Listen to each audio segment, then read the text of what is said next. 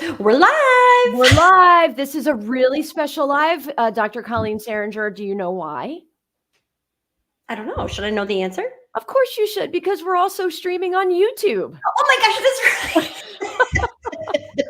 Hey everybody. In my life. Hey, YouTube. Hey everybody. Thanks so much for being here. Happy April 4th. I'd like to introduce you to Colleen Saringer, who apparently has, had a few mind slips today already. Goodness gracious. My brain, I'm telling you. Hey, join the club. Join the club. All right. So should we jump in? I know we have a ton to cover. So do you want me to go ahead and jump in? Yep. All right. Okay. So for anyone who is joining us for the first time, or again, even if you're, a regular attendee, we always start with the hosts of our show. And so basically we host. Hello. Oh my gosh. It's okay. It's going to get better from here on out. My brain, and I just snorted.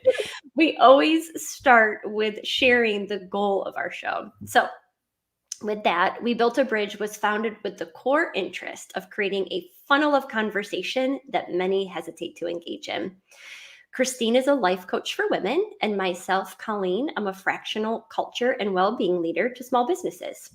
United, we offer different perspectives on communication, culture, and life fulfillment to guide you toward a life with integrity and curiosity.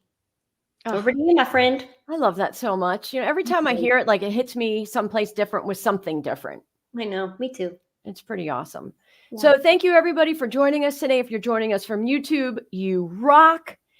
Not to discount those of you joining us from LinkedIn, because you know what? You've been with us since the beginning. You extra rock. 100%. So Colleen, it's great to see you. It's always great to be here. And just to, kind of give a little unscripted idea of what we're going to talk about today. So even when you have a targeted conversation topic, it's amazing what can come of it when you let your guard down and share freely. Colleen and I got really personal in the pre-recorded episode 11, which covered how the spontaneity of living like it's your last day may coincide with the grief you feel.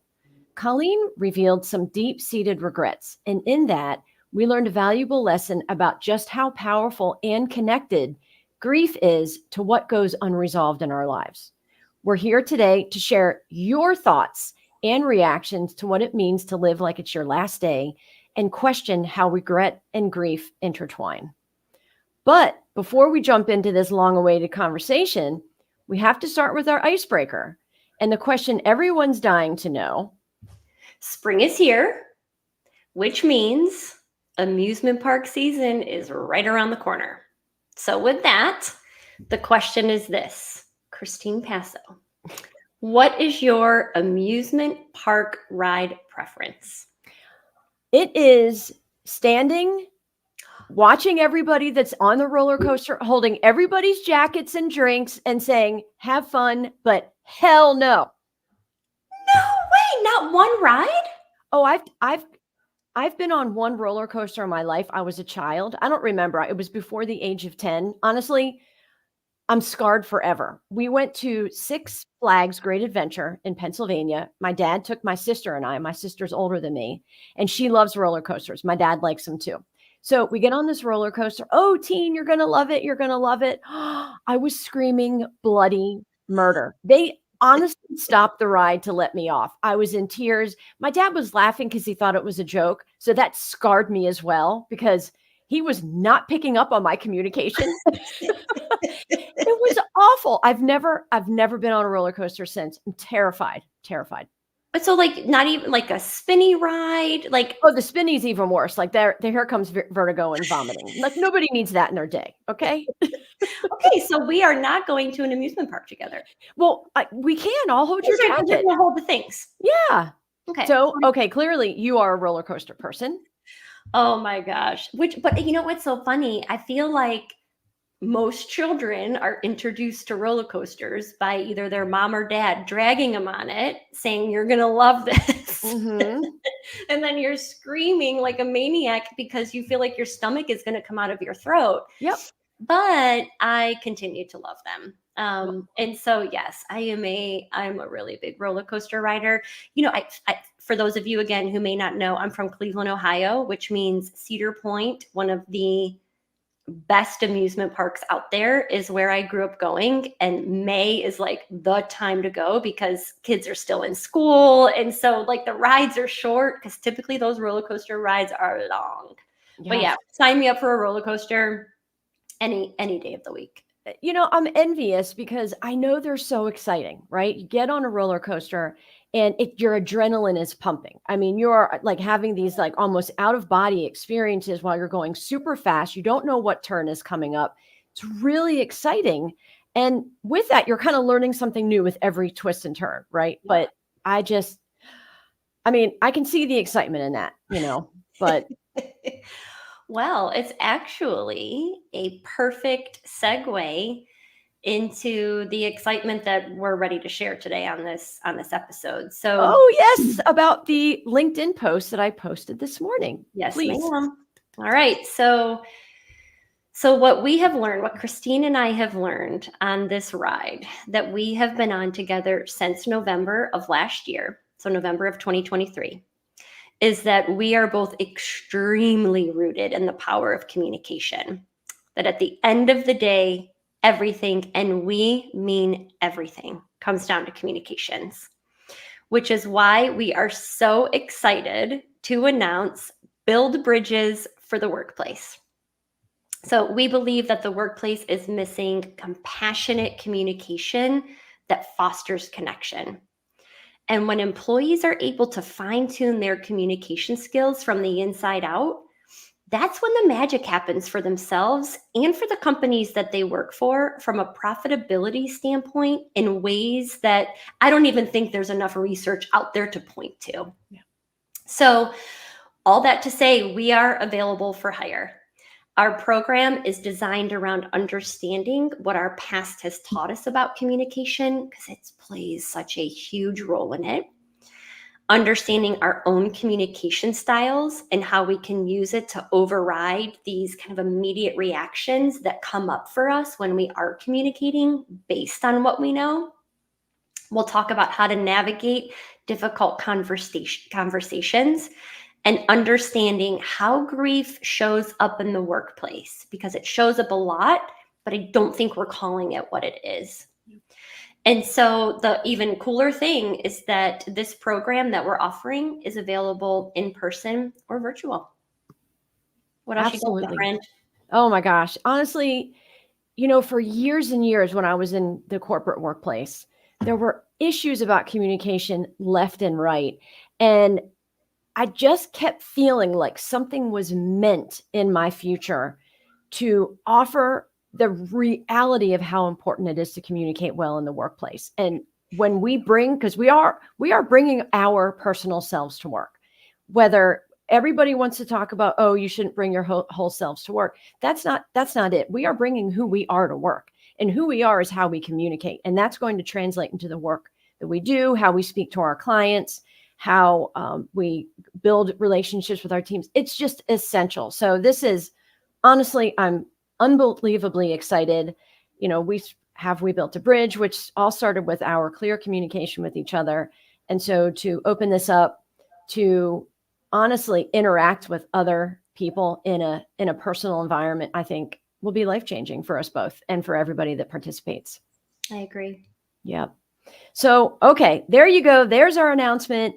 Now it's time to move into more of what the show is about. And just a quick reminder that we shifted things a little bit. We had an announcement last week that we now dually stream on YouTube and LinkedIn. All of our episodes record and are stored on YouTube. So you can go back, catch up. If it's your first time joining us, thank you so much for being here. We adore you.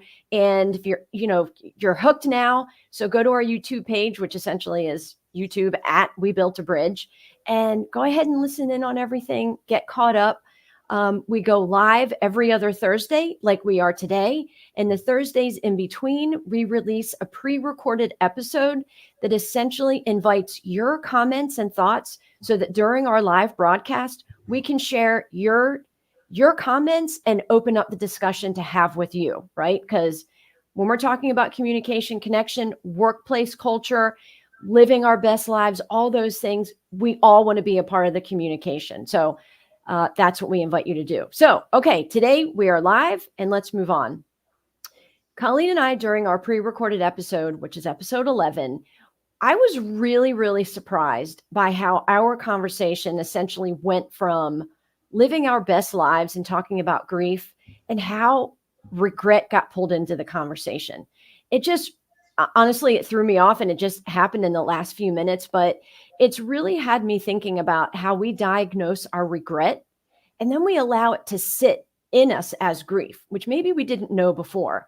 But we sit in it as grief until we're able to recognize the importance of how it's a part of our past and why we're choosing to continue inviting it in our future. So with that, we want to bring up a lot of the comments that you left. So thank you so much to those of you that tuned in, listened to the recording. And now we want to talk about the comments that we received. So Colleen, I would love for you to talk about some that really spoke to you. Yeah, sure thing. And I'm so glad that you pushed on that that regret piece, because Amy Clark, who responded to us on LinkedIn, she pulls this into the comment and talks about grief and regret. So anyways, all that to say, what Amy Clark had shared was, after losing my second father last year, my perspective shifted. Rather than dwelling on grief, I celebrated his life and embraced the lessons he taught me. This is where we get into the regrets piece. She says, I've redirected my focus from regrets shaping my future to using my experiences in order to improve both my life and the lives of others. So that one really spoke to me. And then, and I'll reflect on it in just a second, but I want to also pull in Victoria Walling. She had commented to us on YouTube, and she said, we become more aware of what truly fulfills us in life. It doesn't have to be extravagant. As long as you're happy with your choices, that's what matters most. And so I know, just kind of a reminder, ultimately, the question that we had thrown out there was, when you're in the throes of grief, do you find yourself questioning your own mortality in the form of living or your own passing? So again, ultimately, Amy had responded definitely to that question, and also pulled in the regret piece, right, that we had talked about on the show. And then Victoria, she definitely honed in on the question about the throes of grief. So where I want to go for reflection, and then I'm going to share a little, as I go on this reflection to these comments, I'm going to share a little bit more about that regret that was coming up for me when I had, responded during our time together in episode 11. So basically, so again, Amy mentions redirecting regrets as a way to shape her future, right? So we have that. We have Victoria speaking to becoming more aware of what's truly fulfilling in life. So we have that. And then what I want to do is I want to overlay a few of the words that I used again in episode 11, which were that when I answer that question about being in the throes of grief, what am I reflecting on? I'm personally questioning how I lived in the past and how I'm living today, because of the importance of impact. And that's a non-negotiable for me. And so during our time together in episode 11, I talked about, how I go down reflection lane, right? I think about the past, I think about today, and I'm always stopped by two key regrets. And I wasn't this specific in the show, so I'm going to be specific today. I have two key regrets. One is not going into the military. And it's somewhat laughable in a way, and not the military itself. I still again, that regret is big for me. The laughable part is that my husband always challenges me on this because I don't like to follow rules. So he's like, I can attest to that. He's like, can you please stop bringing it up, right? So that's one big one for me. The other is not going to medical school. Now, when I think about, again, both of these regrets, neither one of them are going to happen. I am well past the age for ever going to the military. And medical school, again, my husband, after I finished my PhD, he said, you're not getting another degree. But if I think about why they continue to come up and how I can use them, how I can take this playbook, both of these pages from Amy and Victoria, is basically both the military and the medical school for me signified an opportunity to make an impact, which is my non-negotiable, right? And so what I need to do, and Christine, in some of our conversations, this is something that I have taken very seriously over the last couple of days, what I need to do in order to use that regret to inform my way going forward, I need to see and honor the fact that everything that I have done, even what I'm doing today, I am making an impact. I am still holding on to my non-negotiable, even if for whatever reason, those two extremely big kind of life events I have not achieved. So that's my reflection on, you know, how Amy and Victoria's words spoke to me. Yeah. Well, I love what Carlos just said. And he said, nice bridge, Colleen. You know, you chose just an excellent word, Carlos, I have to tell you. And we want to invite you to comment now. If you have a comment and a thought about regret and grief in your life, I mean, please share. This is, you know, we want this space to be an environment that you can share and share with like-minded people. I mean, this is the community, really essentially a group of people that we're looking to attract, people that want to have these conversations.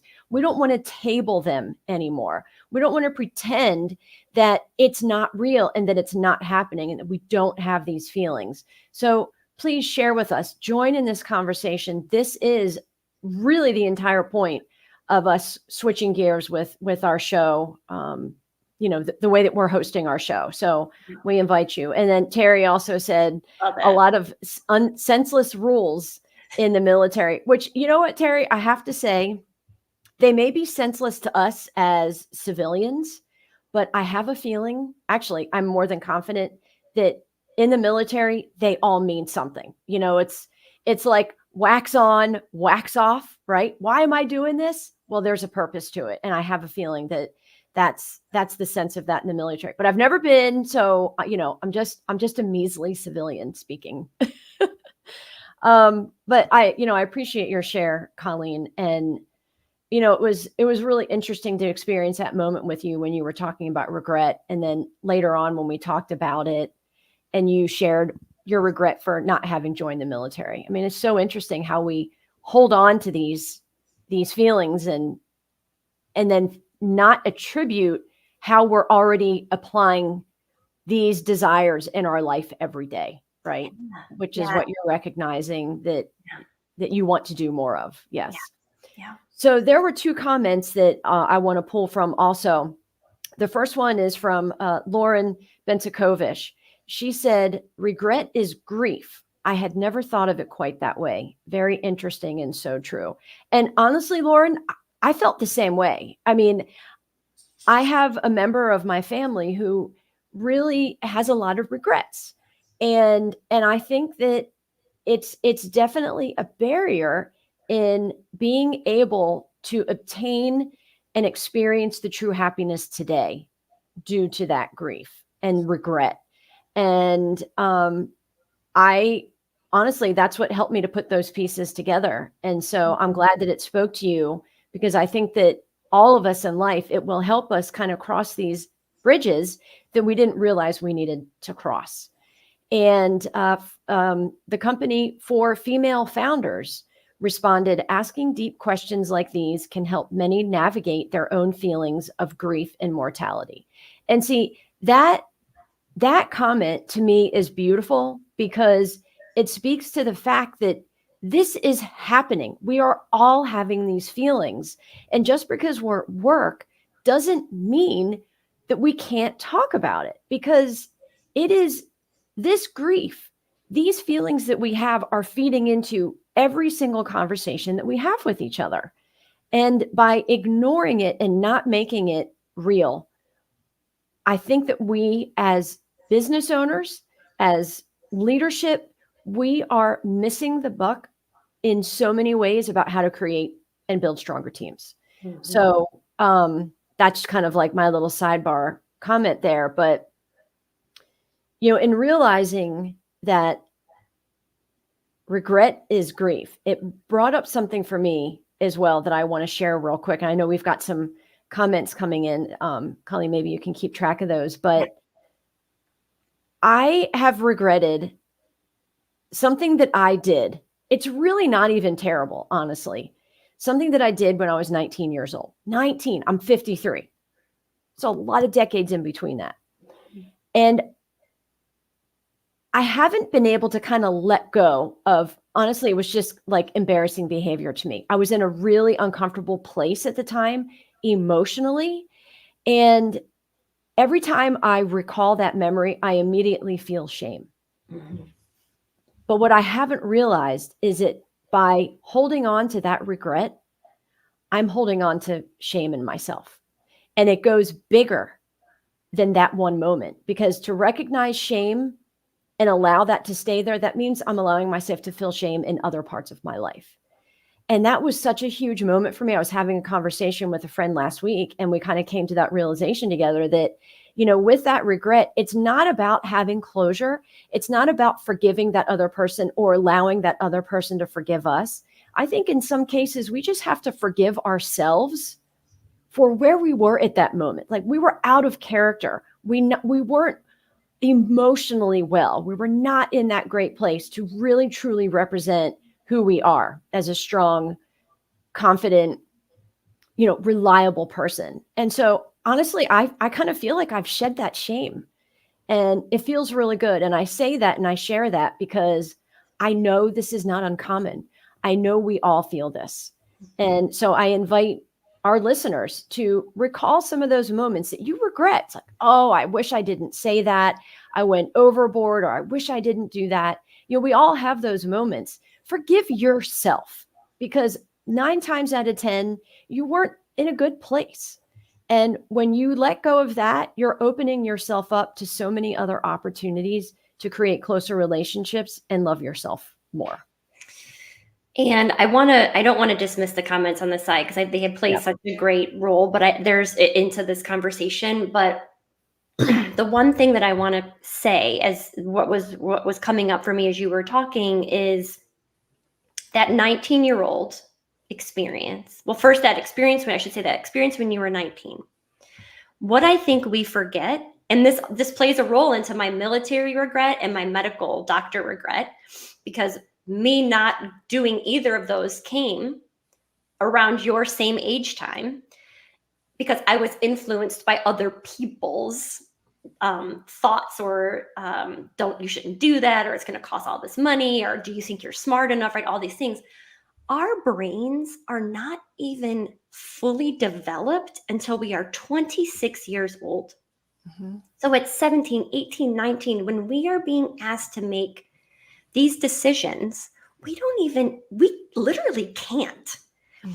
And so it's interesting that you brought up shame, because I think also what comes up for me is I'm ashamed, because I'm such a person that is all about like marching to the beat of my own drum, that I didn't do 2 things I felt so strongly about. Mm-hmm. Right. So anyways, I didn't want to miss the opportunity to reflect on that. But I think it pulls in nicely with what Carlos is saying, because I'm with him on this 100% about the rear view mirror is broken from the lack of use. And I hear that all the time. Like, same thing. When it starts to come in, I try so hard to push it out. I think what happens is maybe I'm at a low, like right when things are just maybe not jamming in life, that's when I allow it to kind of surface, right? And I allow the rear view mirror to get in focus, which is an opportunity for me to just basically smash the rear view mirror and move it out of focus. So I love that comment. And then the other one here that Lauren made about her dad passing in 2020, which, thank you for sharing that with us, Lauren.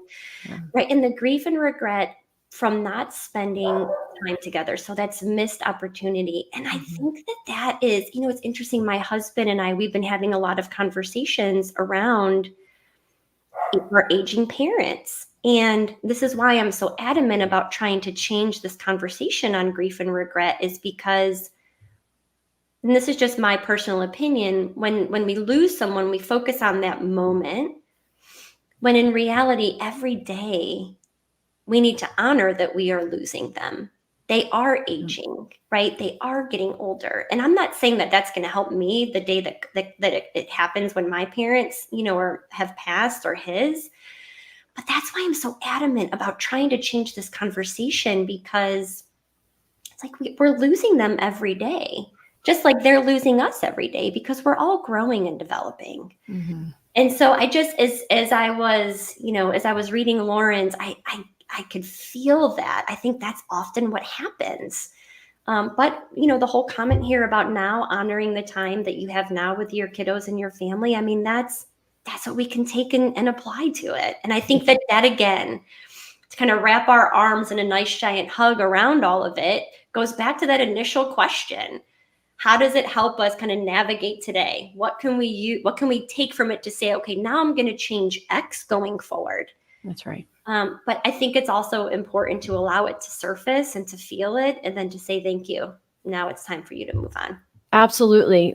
Without that surfacing and honestly coping. So if we push it aside, we're never going to be able to see it clear enough. Yeah. And there is such a valuable reason for why the process of grieving, and it's not just about death. And I know that we covered that in our previous episode, that grief comes in many different colors and shapes and sizes.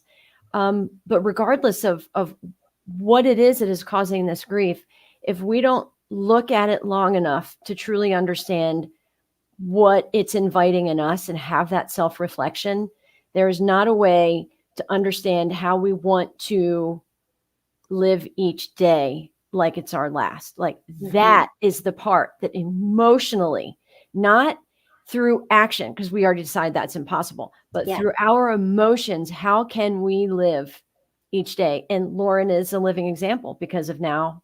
I mean, she was already, but really honoring that time with those that matter. And, and here Terry Swope put up a Maya Angelou quote, "When you know better, you do better." And I think that's a beautiful closure to today. I totally agree. I'm going to definitely take that one. I love that quote. Yeah. God, I love that quote.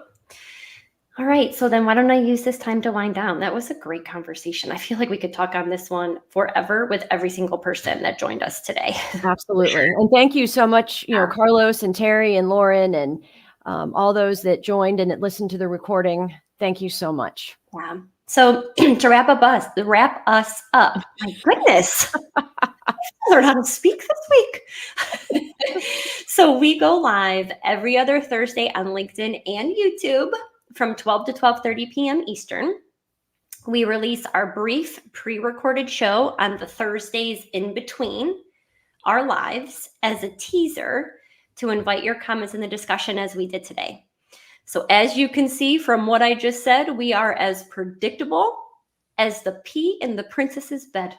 And if you aren't familiar with it, it's a story by Hans Christian Andersen that Christine and I both grew up reading. Such a great book. I read it over and over. I just had to get that in. Yeah, I love it. I'm so happy you did. So with that, tune into our pre-recorded episode dropping Thursday, April 11th. Again, we'll put it on YouTube, which will be a warm-up to the questions that we're going to be asking our guest, Jessica Winder, who will be joining us live on April 11th. And what basically Christine and I are going to be talking about, which again, I think is something many of us can relate to, it's going to center around our upbringing and how it shaped us. So we can't wait to see you then. Absolutely. Y'all are great. Thank you so much. Have a great rest of your day and week. We love you. We love you. We'll see you soon. Bye.